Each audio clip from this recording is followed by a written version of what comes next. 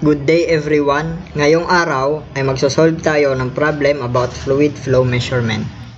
So here's the problem. The actual velocity of a liquid through a 7 cm diameter orifice fitted in an open tank is 6 meters per second under a head of 3 meters. If the discharge measured in a collecting tank is 0.020 cubic meters per second, calculate the coefficient of velocity, coefficient of contraction, and the theoretical discharge through the orifice. So, ang una natin gagawin is identify ang mga given.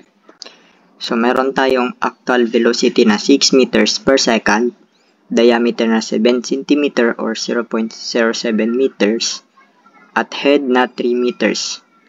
At meron din tayong actual discharge na 0.020 cubic meters per second. Kukunin na natin ang value ng coefficient of velocity. Para makuha ang value ng coefficient of velocity, ito ang equation na ating gagamitin.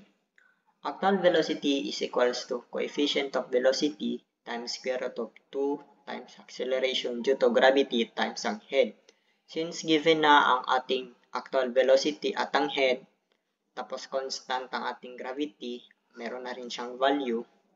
So, pwede natin siyang i-input sa ating equation. So, 6 meters is equals to coefficient of velocity times square root of 2 times 9.81 meter per second squared times 3 meters. Simplify and calculate.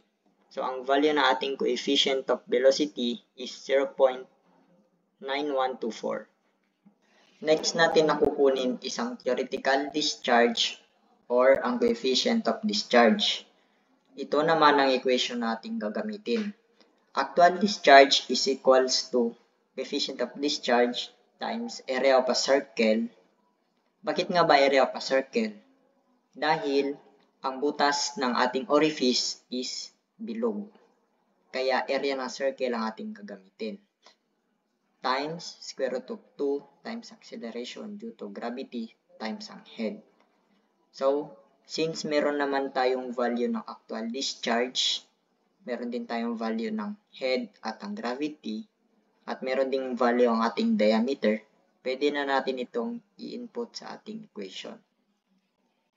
0.020 cubic meter per second is equals to coefficient of discharge times pi times 0.07 meter squared over 4 times square root of 2 times 9.81 meter per second squared times 3 meters.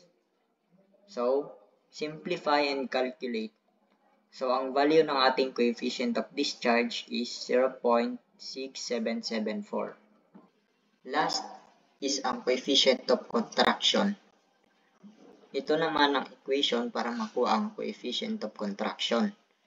Coefficient of contraction is equals to coefficient of discharge over coefficient of velocity. Since meron na tayong value ng coefficient of discharge at coefficient of velocity, i-input natin ito sa ating equation. So, coefficient of contraction is equals to 0.6774 over 0.9124. Then, calculate. Coefficient of contraction is equals to 0.7424. That's all. Thank you.